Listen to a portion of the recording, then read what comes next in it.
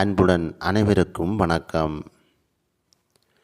இன்றைய சிந்தனை: நாம் நம்மோடும் நம் அயலாரோடும் இயற்கையோடும் சமாதானமாக வாழ வேண்டும்.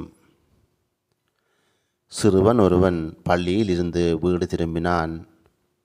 அப்பா, உலகப் போர்கள் எவ்வாறு உருவாகின்றன என்று என் ஆசிரியர் கேட்டு வரச் சொன்னார் என்றான்.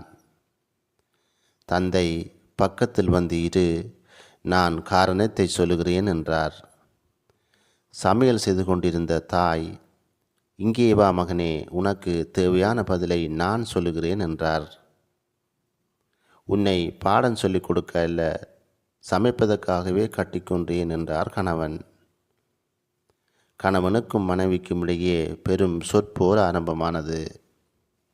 சிறுவனோ, உலகப்போர் எப்படி உருவாகிறது என்பதை இப்போது நான் புரிந்து கொண்டேன் என்றான். விட்டு கொடுத்தவர்கள் கெட்டுப்போனதில்லை, கெட்டுப்போனவர்கள் விட்டு கொடுத்ததில்லை. எமது வாழ்வில் எந்த மனநிலையோடு நாம் வாழ்கின்றோம் என்பதை சிந்திப்போம். நன்றி, வணக்கம்.